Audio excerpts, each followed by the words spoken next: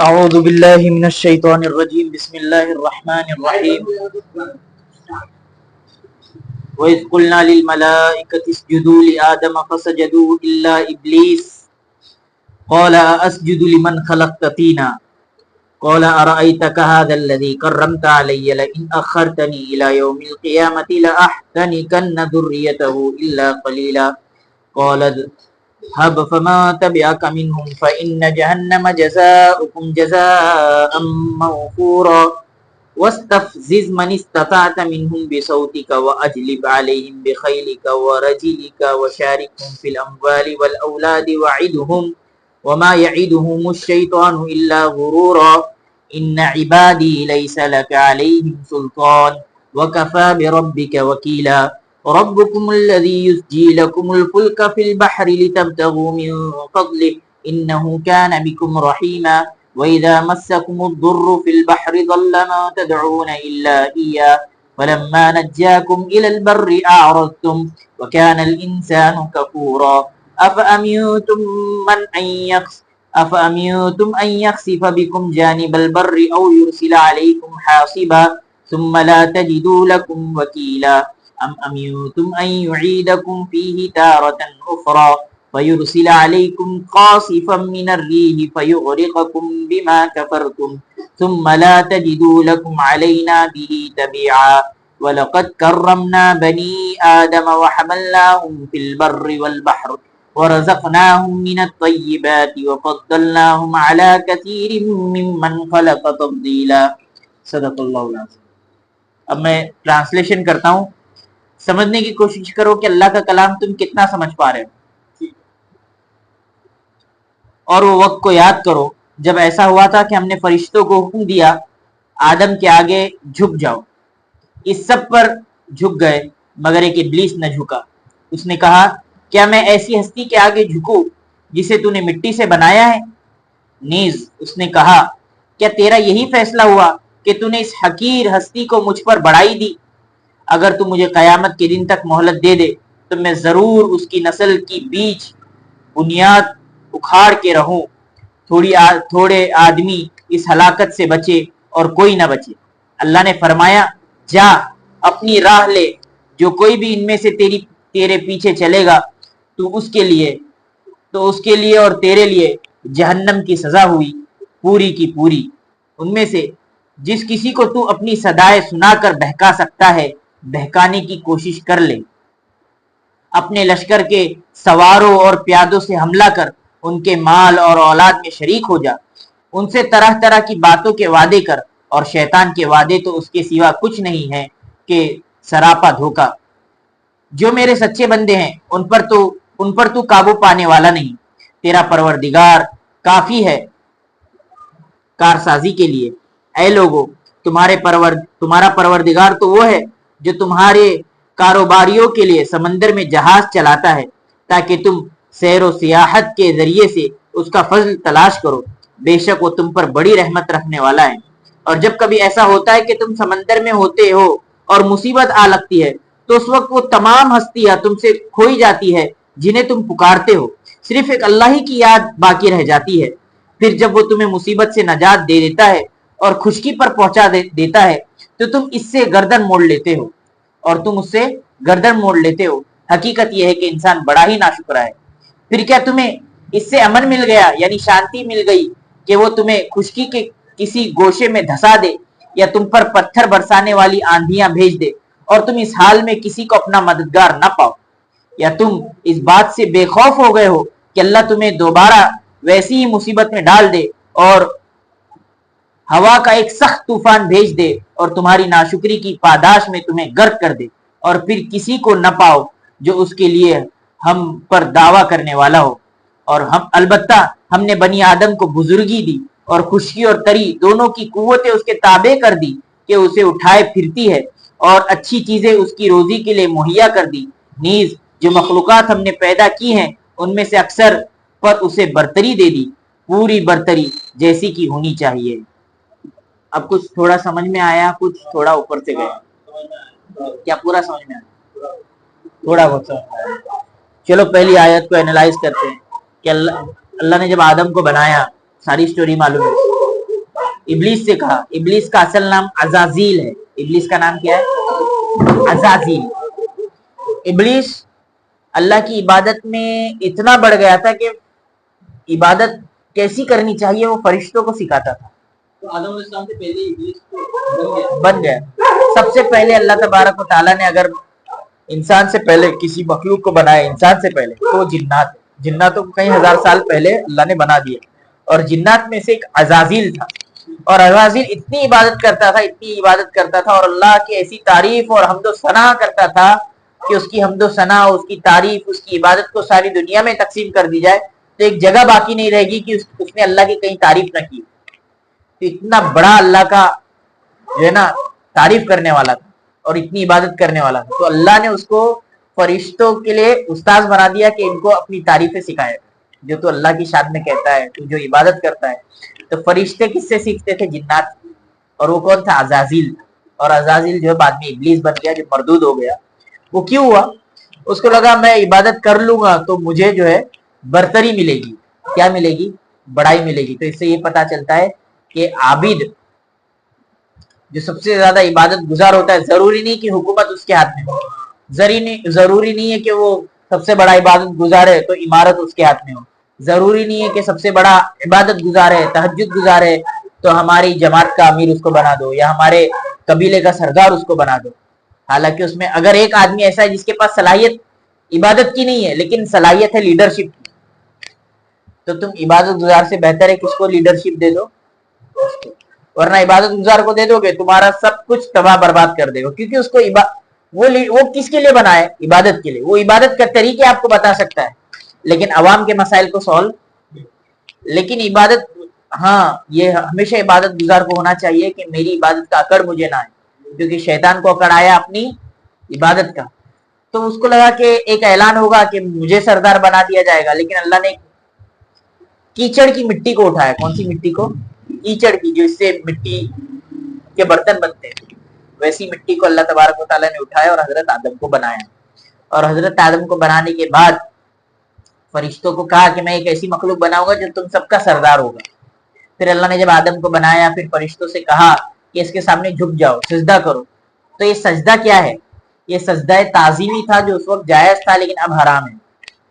अब सजदा ताजीमी, किसी को ताजीम के लिए सजदा करना, नतमस्तक होना अल्लाह के अलावा किसी को और जायज नहीं है। तो जो लोग दरगाह में जाते हैं, तो दरगाह में जाना बुरी चीज नहीं है, लेकिन दरगाह में जाकर सजदा ताजीमी करना, क्योंकि सजदा ताजीमी हराम कर दी गई है, ये सिर्फ ये शरीयत मोहम्मदी में सजदा ताजीमी नहीं है। तो जो कोई सजदा कर रहा है सजदा, और वो ये कह रहा है कि मैं ताजीम के लिए सजदा कर रहा हूँ, तो ये भी हमारी, हाँ हाँ, आउट ऑफ रिस्पेक्ट, कि ये मैं रिस्पेक्ट के लिए, आदर के लिए, सम्मान के लिए मैं सजदा कर रहा हूँ, अपनी नाक और पेशानी को झुका रहा हूँ। सजदे का असल मतलब क्या? नाक और पेशानी को किसी के सामने झुका देना। किसी को झुका दिया तो ताजीम हो गई, तो शरीयत में जायज नहीं है। नंबर एक। नंबर दो, जब अल्लाह ने कहा कि इसके सामने सजदे ताजीमी करो, क्योंकि उस वक्त जायज था और अल्लाह का हुक्म था। किसका हुक्म था? बोलने वाले अल्लाह है। तो सारे के सारे फरिश्ते इल्ला इब्लीस, सिवाय इब्लीस के। अब यहाँ पर जो है अरबी की बहस चलेगी कि ये मुस्तस्ना में से नहीं है, फिर भी अल्लाह तबारक व तआला ने जिक्र क्यों किया? ये अरबी का एक कायदा है, वो आपके समझ के परे हैं, इसलिए उसको मैं छोड़ता हूँ। लेकिन यहाँ पर इब्लीस को इसलिए कहा कि वो फरिश्तों, इतना रहा कि फरिश्तों में वो शामिल हो गया, लेकिन था तो जिन्नात। लेकिन उसने सिजदा करने से इनकार किया और उसने ये बात कही जो इस आयत में जिक्र है कि उसने कहा असजुदु, क्या मैं ऐसे को सजदा करूं, लिमन खलक ततीना, कि जिसको तूने किससे बनाया है? मिट्टी से बनाया है। उसने एक यहाँ पर दिमाग लगाया कि मैं उसके सामने क्यों झुकूं? अजाजील जो है, जिन्नात आग से बने और इंसान मिट्टी से, तो ये बोला कि आग जलाई जाती है तो वो ऊपर को जाती है, और मिट्टी जो है तो नीचे जाने वाली चीज के सामने ऊपर जाने वाली चीज कैसे सजदा कर सकती है? हालांकि उसका ये चालबाजी धोखा थी। क्या थी? पता क्या चला? ये भी जो है ना फिलोसोफर था। क्या था अजाजील? फिलोसोफर, मंतीकी आदमी था। हो सकता है आज के दुनिया में जितने मंतीकी बड़े बड़े हैं, और एक जमाने में आप लोगों ने सुना होगा नाम सोक्रेट्स, प्लेटो, सुना है ना? सुना है? प्लेटो, सोक्रेट्स, सुकरात, बुकरात, یہ ایک زمانے میں بڑے منطقی فلاسفر سمجھے جاتے تھے، لیکن ان لوگوں نے بھی اتنے بڑے فلاسفر ہونے کے باوجود وہ خدا کو نہیں سمجھ سکے، خدا کی ذات کو نہیں سمجھ سکے۔ فلاسفی ان کی اتنی باہر تھی کہ فادر آف فلاسفر کہا جانے لگا سوکریٹ کو، فادر آف فلاسفر کہا جانے لگا پلیٹو کو، لیکن ان سب کے باوجود ان لوگوں نے خدا کو نہیں سمجھ سکے۔ اسی طرح آج کے زمانے میں ہم لے لیں دھرو راٹی، ماشاءاللہ بہت بڑھیا اللہ تبارک و تعالیٰ نے اس کو ذہن دیا ہے، لیکن اس نے کیا کیا، اس ذہن کا استعمال غلط کیا اور وہ خدا کا ہی انکار کر بیٹھا، تو خدا کا انکار کر دیا اس نے۔ تو یہ جو ہے شیطان کے پاس بھی بہت اللہ تبارک و تعالیٰ نے دماغ دیا، لیکن اس نے اپنی دماغ سے وہ سمجھنا چاہا، وہ سمجھا کیا کہ یہ تو مٹی سے بنا ہے اور میں آگ سے بنا ہوں، آگ اوپر جاتی ہے، مٹی نیچے کو آتی ہے، تو کوئی مطلب نہیں ہوا کہ میں اس کے سامنے سجدہ کروں۔ لیکن اس نے یہ نہیں دیکھا کہ پیچھے حکم کس کا ہے، پیچھے حکم کس کا ہے۔ اس نے آگے کہا کہ قال ارأيتك هذا الذي كرمت علي لئن اخرتني الى يوم القيامه لاحتنكن ذريته الا قليلا۔ اس نے کہا اگر تو مجھے قیامت کے دن تک مہلت دے دے۔ اب یہاں پر یہ شارٹ ہو گئی بات، اللہ نے جب کہا کہ اسجدوا لآدم فسجدوا الا ابلیس ابا واستكبر وكان من الكافرين وقلنا يا آدم اسكن، پھر اللہ نے کہا کہ آدم تم یہاں رہو، پھر اللہ نے شیطان کو کیا کر دیا، اخرج فإنك رجيم فإن عليك لعنتي الى يوم الدين۔ اللہ نے دوسری صورتوں میں یہ فرمایا کہ یہاں سے جنت سے نکل جا، تو میرا نافرمان ہو گیا اور تو قیامت تک کے لیے مردود قرار پا گیا، قیامت تک کے لیے تو مردود ہے، نکل جا یہاں سے۔ تو اللہ نے وہ سارا سینیریو آ گیا۔ اب یہاں اللہ تبارک و تعالیٰ جب اس کو جنت سے نکال رہے تو جنت سے جاتے جاتے وہ اللہ تبارک و تعالیٰ سے حجت کر رہا ہے اور اللہ کو کیا کہہ رہا ہے، اگر تو مجھے قیامت کے دن تک مہلت دے دے۔ اب اس کا بس بھی نہیں ہے، وہ کس سے مہلت مانگ رہا ہے، اللہ سے مانگ رہا ہے۔ اگر تو مجھے قیامت کے دن تک مہلت دے دے تو میں ضرور اس کی نسل کے بیچ بنیاد اکھاڑ کے رہوں گا، یعنی ان کو کیا کروں گا، تیری جو نسل ہے آدم کی، یہ آدم کی وجہ سے مجھے جنت سے نکالے نا، تو آدم کی نسل کو میں اکھاڑ کے رکھ دوں گا۔ تھوڑے آدمی اس ہلاکت سے بچیں گے اور کوئی نہیں بچے گا، الا قلیلا، بس تھوڑے آدمی جو رہیں گے تیرے فرما بردار رہیں گے، باقی سب تو میرے چیلے چپاٹے رہیں گے۔ پھر اللہ نے بتایا کہ تیرا کنٹرول کہاں کہاں چلے گا، کہاں نہیں چلے گا۔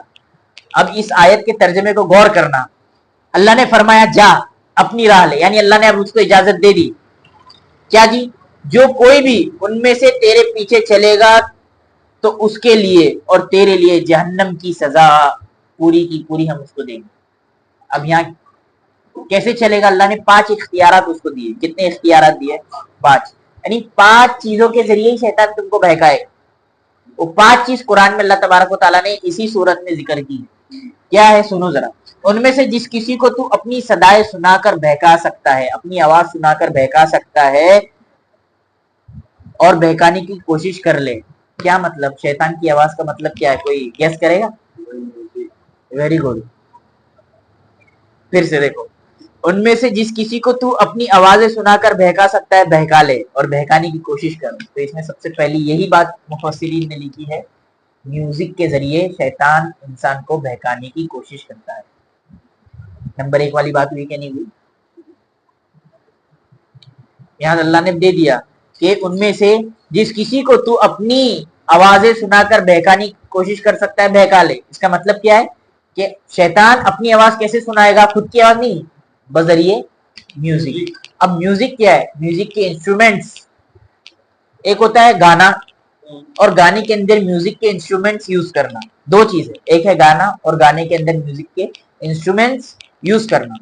نمبر 1، انسٹرومنٹس ٹوٹلی حرام، انسٹرومنٹس ٹوٹلی حرام۔ اب وہ گانا جو گا رہا ہے وہ گانا کس حد تک صحیح ہے، گانا کس حد تک صحیح ہے۔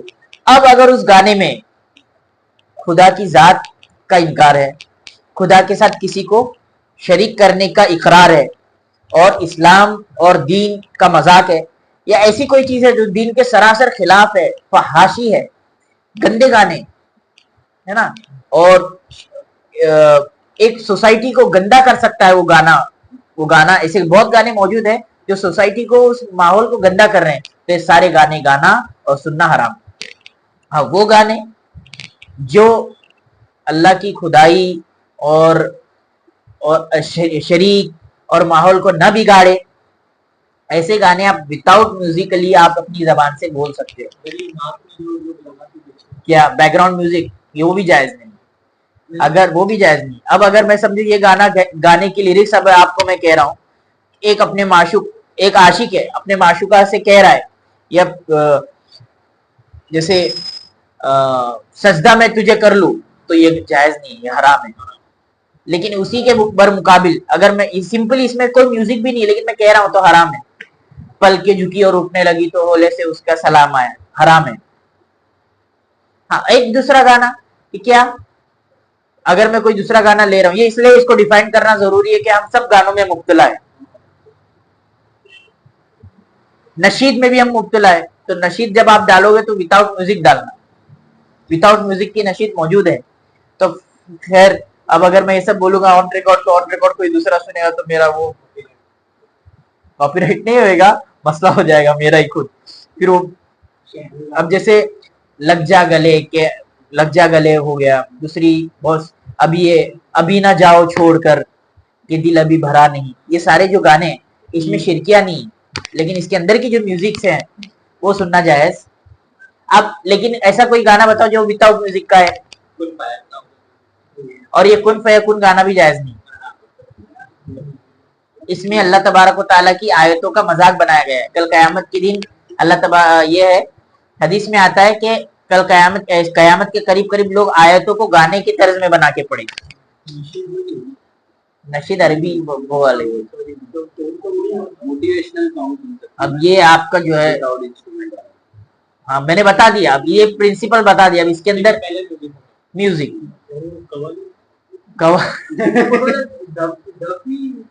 दफ जो है ना, दफ का इजाजत है, लेकिन अगर हम इजाजत के दरवाजे को खोलते तो उसके अंदर की बहुत सारी चीजें थी। अब एक दफ की इजाजत दी है तो हम हल्दी में भी वो दफ की पूरी एक लाइन लगी है, इजाजत मिली तो वो दफ, इजाजत मिली दफ, तो पीर साहब पधार रहे हैं तो उसके लिए भी दफ बज रहा है। भाई ये बताओ ना कि अल्लाह के नबी सल्लल्लाहु अलैहि वसल्लम जब मस्जिद में दानियाल तशरीफ ला रहे थे, तो ये दलील लोग देते हैं कि अल्लाह के नबी सल्लल्लाहु अलैहि वसल्लम जब मदीना आ रहे थे तो वहां की बच्चियां दफ बजा रही थी, इसलिए हम अपने पीर साहब की आमद पे दफ बजा रहे हैं। तो एक बार अल्लाह के नबी सल्लल्लाहु अलैहि वसल्लम की आमद पे दफ बजाया गया, बार बार थोड़ी बजाया गया। अल्लाह के नबी जब मस्जिद में आ रहे तब दफ बजाए क्या साहब? यहां तक कि अल्लाह के नबी सल्लल्लाहु अलैहि वसल्लम जब आते थे सहाबा खड़े हो जाते थे, अल्लाह के नबी ने डांटा कि जब भी मैं आऊं तो मेरी ताजीम में एकदम, एक होता है ताजीम में एकदम गुलू कर जाना, कहा कि खड़े मत हो, बैठे रहो, क्या हो, बैठे रहो। तो यहाँ पर तो बैठना साबित है, बस सहाबा खड़े हुए तो अल्लाह के नबी ने डांटा कि बैठ जाओ। यहाँ पे हमारे बड़े हजरत, हमारे पीर साहब, हमारे चोर साहब आ रहे तो दफ भी बजा रहे और खड़े भी हो रहे। तो ये सारी चीजें इस्लाम में है ही नहीं। आप जो दलील दे रहे हो वो दलील तो एक बार काफी थी, पैदा हुआ तो दफ बजा दो, बस बात खत्म। पीर साहब, बड़े छोटे पीर साहब आए, दफ बजाओ, आमद हुई, दफ बजाओ, बात खत्म। आप हर साल हर महीने दफ बजा रहे हो और दलील आप इस हदीस की दे रहे हो, तो शैतान बहकाता है इसी रास्ते से, बहकाया ना, वो कर सकते, वो कर सकते।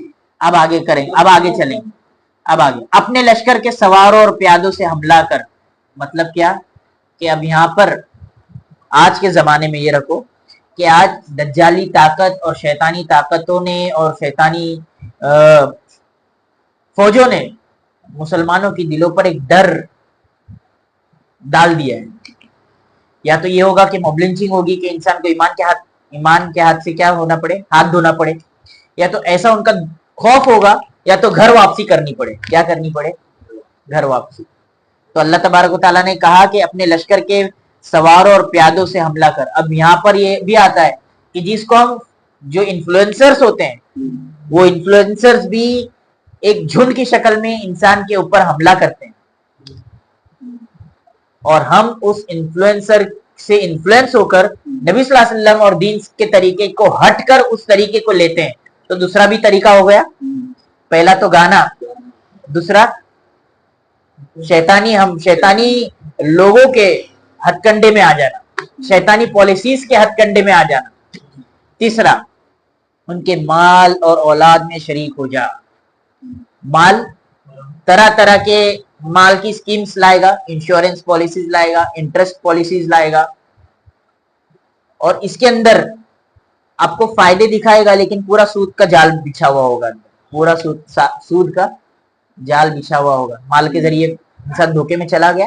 آج سب سے بڑا عبادت گزار بھی لون میں ڈوبا ہوا ہے, سب سے بڑا دائی بھی لون میں ڈوبا ہوا ہے. ہم جس گھر میں نماز پڑھ رہے وہ گھر خود سودی گھر ہے. تو آج ہم جس گاڑی میں گھوم رہے وہ بھی سود کی گاڑی سے ہم نماز پڑھنے کو جا رہے ہیں. تو ہم گئے کیا نہیں شیطانی ہتھ کنڈے میں. دوسرا, اولاد میں شریک ہو جا. چوتھا ہے نا اولاد میں.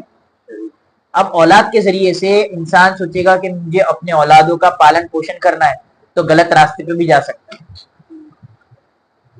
یعنی اس کو صحیح اور حلال طریقے سے روزی نہیں مل رہی تو حرام کی طرف جائے گا اولاد کے ذریعے سے. دوسرا, یہ بات تو میں اپنی طرف سے کہہ رہا ہوں, میں نے تفسیر میں تو نہیں پڑھا, میرے ذہن میں یہ ابھی بات آ رہی ہے کہ انسان اولاد کے معاملے میں بھی, یہ بات اس لیے کہہ رہا ہوں کہ پیچھے آئے دوسری اولاد کے اوپر سے, کہ انسان اولادوں کے ڈر سے اولادوں کو ختم کر دے گا. شیطانی جال ہوا کیا نہیں ہوا؟ یا تو کیپسولز لے گا, ابورشن کرے گا, یا دوسری طریقوں سے اپنے اولاد کو ختم کر دے گا. تو یہ بھی ہوا. 4 چیزیں ہو گئی. ان سے طرح طرح کی باتیں کے وعدے کر, ایگریمنٹس کرو, وعدے کرو, وعدہ دلاؤ. اور سب سے بڑا وعدہ مفسرین نے یہ لکھا ہے کہ شیطان کہے گا گناہ کر لے, بعد میں اللہ سے معافی مانگ لینا.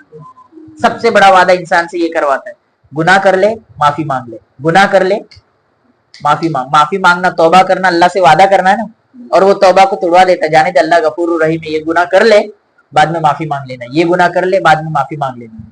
تو شیطان کے 5 ہتھ کنڈے ہوئے کہ نہیں اپنے لائف میں چل رہے. تو 5 ہتھ کنڈوں سے شیطان حملہ کرے گا, لیکن اللہ نے آگے کہا کہ ان کے وعدے تو اس کے سوا کچھ نہیں کہ سراسر دھوکا ہے. کیا ہے دھوکا؟ کیسے؟ اگر آپ ان ساری چیزوں کو خود سے کنٹرول کر سکتے ہو, میوزک کو آپ خود سے کنٹرول کر سکتے ہو.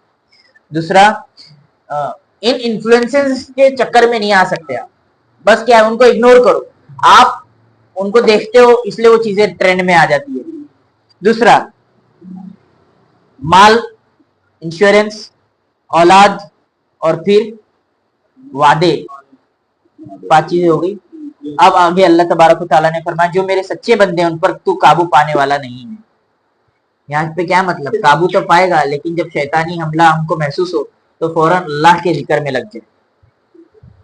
کیا لگ جائے؟ اللہ کے ذکر میں. تیرا پروردگار تیری وکالت کے لیے کافی ہے, کارسازی کے لیے کافی ہے.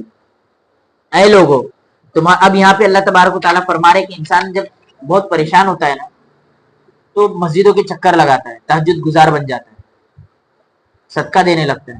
جیسی وہ مصیبت اللہ دور کر دیتا ہے نا, واپس نافرمانی میں آ جاتا ہے. تو اللہ نے یہاں ایک کشتی کی مثال دی کہ انسان جب کشتی میں رہتا ہے, بیچ کشتی بھونڈر میں اٹک گیا, اب وہاں پر اللہ تبارک و تعالیٰ کہہ رہے اب جو تم دیوی دیوتا بنا کے رکھے ہو, جن بتوں کو تم نے مانا ہے, ان بتوں کو چھوڑ کر تم صرف اللہ اللہ کو پکارتے. اور جب اللہ تمہیں بچا کے خشکی کی طرف لے کر آتا ہے تو تم پھر نافرمانی کرتے ہو. کیا اللہ اس کی قدرت نہیں رکھتا کہ زمین پہ ہے تو زمین پہ تم کو دھسا دے؟ کیا اللہ تم اس کی طاقت نہیں رکھتا کہ آسمان سے ہی تمہارے لیے آفت برسا دے؟ تو تم زمین تو انسان یہ سوچتا ہے بھائی میں مصیبت میں ہوں تو اللہ کو یاد کرو, عافیت میں بھول جاؤ. اصل چیز تو عافیت میں اللہ کو یاد کرنا ہے, عافیت میں اللہ کو یاد کرنا ہے. کچھ نہیں پہ تو بھکاری بھی اللہ کو یاد کرنا ہے.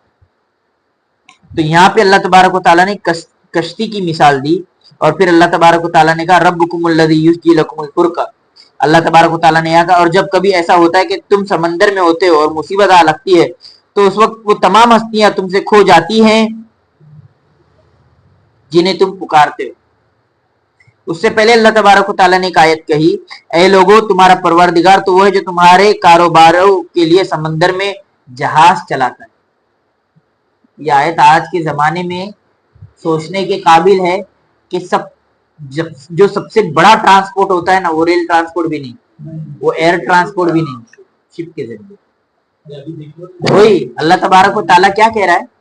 اللہ تبارک و تعالیٰ آج کی یہ آیت سمجھنے جیسی ہے, ہر آیت آج کے لیے سمجھنے جیسی ہے کہ اللہ فرما رہے ہیں اے لوگوں تمہارا پروردگار وہ ہے. اب یہاں جو جہاز رکے ہیں نا, اللہ تبارک و تعالیٰ ایک آواز لگا رہے ہیں, اے لوگوں تمہارا پروردگار تو وہ ہے جو تمہاری کاروباریوں کے لیے سمندر میں جہاز چلاتا ہے. جو امپورٹ اور ایکسپورٹ ہوتے ہیں اس کے ذریعے، وہ سب کاروباری مال ہے. اگر وہ رک گیا تو سارے دنیا کی اکنامک رک گئی، تھم گئی. تاکہ تم سیر و سیاحت یعنی تفریح بھی کرو، تجارت بھی کرو اور اس کا فضل تلاش کرو. فضل سے مراد رزق تلاش کرو، مال تلاش کرو. یہاں پہ اللہ تبارک و تعالیٰ کمانے کی ترغیب دے رہا ہے. کس کی ترغیب دے رہا ہے؟ اور اس کے ذریعے ایک بزنس بھی بتا رہا ہے کہ تم امپورٹ اور ایکسپورٹ کا بزنس کرو. نہیں سمجھ میں آئی بات؟ کس کا بزنس کرو؟ امپورٹ اور ایکسپورٹ کا. بلا شبہ وہ بڑی رحمت والا ہے. اب یہاں پہ اللہ تبارک و تعالیٰ نے کیا کہا؟ بلا شبہ وہ بڑی رحمت والا ہے. آگے پھر ہے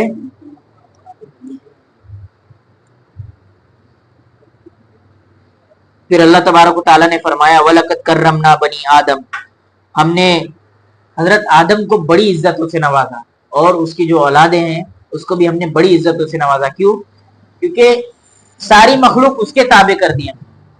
وہ چاہے تو آسمانوں پر بھی حکومت کر رہا ہے، وہ چاہے تو زمینوں پر بھی حکومت کرے، وہ چاہے تو سمندروں پہ بھی حکومت کرے. آسمان پہ جہاز اڑ رہے ہیں، سمندر میں بھی جہاز چل رہے ہیں، اور سوکھی جگہوں پر ٹرانسپورٹ ہے. سب پر اس نے حکومت کی اور سب کو اس نے تابع کیا. یہاں تک کہ شیر، چیتا، درندوں پر بھی اس کی حکومت چل رہی ہے. تو اللہ تبارک و تعالیٰ نے ساری مخلوقات کو انسان کے لیے بنایا اور انسان کو اپنے لیے بنایا. اللہ تبارک و تعالیٰ نے آیت میں بتایا وَحَمَلْنَاهُمْ فِي الْبَرِّ وَالْبَحْرِ وَرَزَقْنَاهُمْ مِنَ الطَّيِّبَاتِ وَفَضَّلْنَاهُمْ عَلَى كَثِيرٍ مِّمَّنْ خَلَقَ تَفْضِيلًا. اور البتہ ہم نے آدم کو بزرگی دی اور خشکی اور تری دونوں کی قوتیں اس کے تابع کر دی. خشکی اور تری بولے تو خشک بولے تو سوکھی زمین، تر بولے تو پانی، کہ اسے اٹھائے پھرتی ہے اور اچھی چیزیں اس کی روزی کے لیے مہیا کر دی. نیز جو مخلوقات ہم نے پیدا کی ہے ان میں سے اکثر پر اسے برتری دے دی. اللہ تبارک و تعالیٰ نے سارے مخلوقات میں سے کس کو اوپر کیا؟ انسان کو. پوری برتری جیسے کی ہونی چاہیے. اللہ تبارک و تعالیٰ نے تھوڑی برتری نہیں دی، تھوڑے کا سردار نہیں بنایا، بلکہ انسان کو پوری مخلوقات کا سردار بنا دیا. اب چاہے تو وہ اس کا صحیح استعمال کرے، چاہے تو وہ اس کا غلط استعمال کرے. یہاں تک کہ اللہ تبارک و تعالیٰ نے آگ میں بھی انسان کو حکومت دے دی کہ آگ سے بچنے کے لیے بھی وہ طریقے ڈھونڈ لیتے. فائر ایکسٹنگوشر ہے، یہاں تک کہ فائر جیکٹ بھی ہیں کہ وہ آگ کے اندر بھی جائے تو اس کو کچھ ہو نہیں سکتا. آگ پر حکومت کی کیا نہیں کی اس نے.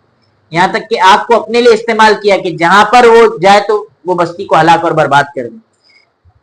یہ آیت سے پہلے، اب یہاں پر یہ بات سمجھیں، یہ آیت سے پہلے انسان ایک ڈارک ایج میں تھا. کس ایج میں تھا؟ ڈارک ایج میں. اسے پتہ ہی نہیں تھا کہ انسان ان ساری چیزوں پر اپنا حکم چلا سکتا ہے، یہ اس کو اپنے لیے استعمال کر سکتا ہے. وہ تو پتھروں کو بھی دیوتا مان رہے تھے، ٹری کو بھی ایز اے گاڈ ورشپ کر رہے تھے، سورج کو بھی ورشپ کر رہے تھے، چاند کو بھی ورشپ کر رہے تھے، ہوا کو بھی ورشپ کر رہے تھے. کوئی ان کو نقصان پہنچا دے اس کی بھی ورشپ کر رہے تھے. اب ایک بات بتاؤ، جس کی ہم ورشپ کرتے ہیں اس کا پوسٹ مارٹم کرنا جائز ہمارے لیے؟ اس کا آپریشن کرنا. لیکن جب میں نے یہ کہہ دیا کہ یہ کوئی چیز ہے ہی نہیں، یہ تمہارے لیے کوئی حقیقت ہی نہیں رکھتا ہے، جب میں نے اس کو ایک دم نیچے گرا دیا تو تم اس کو چیر پاڑ کر کے دیکھ سکتے ہو کہ اس کے اندر کیا کیا چیزیں موجود ہیں، یہ ہمارے لیے کیا کیا کام دے سکتی ہے. اس آیت سے پہلے ساری انسانیت ہر چیز کو اپنا ورشپ کے لیے مان لیتی تھی، پتھر کو بھی، پیڑ کو بھی، سورج کو بھی، چاند کو بھی. لیکن کیونکہ وہ اس کو فائدہ پہنچاتا تھا، کیونکہ وہ اس کو فائدہ پہنچا رہا تھا. تو جہاں پر نقصان پہنچانے کی چیز تھی یا فائدہ پہنچانے کی چیز تھی، انسان نے اس کو کیا بنا لیا؟ اپنا گاڈ بنا لیا. لیکن اللہ تبارک و تعالیٰ نے یہ ساری آیتیں اتاری تو یہاں پر انسان کی عقلیں کھلی کہ ساری چیزیں خدا نہیں ہے، خدا تو کوئی اس کا بنانے والا ہے. تو بنی ہوئی چیزوں کو کھول پار چیر پار کرنا آسان ہو گیا کہ نہیں ہو گیا انسان. پھر سائنٹسٹ بھی بنے، ڈاکٹر بھی بنے، یہاں تک کہ ان لوگوں میں بڑے بڑے سائنسدان بنے اور ان لوگوں نے اس کا انکار کیا کہ سورج اور چاند سب اپنی آربٹ میں روٹیٹ کر رہے ہیں، ارتھ اپنی آربٹ میں روٹیٹ کر رہے ہیں. اور جن لوگوں نے اس وقت یہ دعویٰ کیا ان کو تو سزائے موت دے دی جاتی تھی. ہم نے اپنی ہسٹری میں پڑھا بھی ہے کہ ان کو ان کی گردنیں کاٹ دی جاتی کہ اس نے یہ کیسے کہہ دیا کہ ارتھ گھوم رہا ہے، بلکہ ارتھ تو ہمارا دیو ہے، ہمارا گاڈ ہے، وہ کیسے گھوم سکتا ہے کسی کے ارد گرد. لیکن بعد میں یہ باتیں ثابت ہو گئی اور قرآن نے اس چیز کو آج سے 1500 سال پہلے کیا کر دیا. تو یہ ساری کی ساری آیتیں اگر کوئی انسان پڑھنے کو لے تو اگر سائنس دان سائنٹیفکلی پڑھے تو سائنس کے خزانے نکلیں گے، اکنامکلی پڑھے تو اکنامک کے خزانے نکلیں گے، اور اگر کوئی صرف تقوی کے لیے پڑھے تو اللہ تبارک و تعالیٰ نے قرآن کو صرف تقوی کے لیے ہی اتارا. شیطان نے 5 چیزوں سے حملہ کرنے کی کوشش کی اور اللہ نے وہ 5 چیزیں بتا دی کہ نہیں بتائی. ہم اللہ کے پاس ہمارا یہ منہ ہی نہیں ہے کہ ہم اللہ کو بولے کہ اللہ ہم کو معلوم نہیں تھا کہ شیطان کا یہ حملہ ہے. اللہ نے تو 5 چیزیں بتا دی نا، میوزیکل انسٹرومنٹ، یا تو اس کی فوج، یا تو مال، اولاد اور جھوٹے وعدے. اور یہ 5 چیزیں کے علاوہ شیطان کہیں جاتا ہی نہیں. تو اللہ نے جب یہ بتا دیا تو ہمارے پاس کوئی منہ ہی نہیں ہے کہ کل قیامت کے دن ہم اللہ کے سامنے بولے کہ اللہ ہم کو نہیں معلوم تھا کہ شیطان ہمارے پاس ایسے حملے کرے گا. اور ہم یہ سارے حملوں میں مبتلا ہے اور یہی گناہ ہے. تو اللہ تبارک و تعالی ہمیں اللہ کا خوف نصیب فرمائے اور قرآن پر چلنے کی توفیق عطا فرمائے اور قرآن کو اپنے لیے ہدایت کا ذریعہ بننے کی توفیق عطا فرمائے. سبحان اللہ و بحمدہ، سبحانک اللہم و بحمدک، نشہد ان لا الہ الا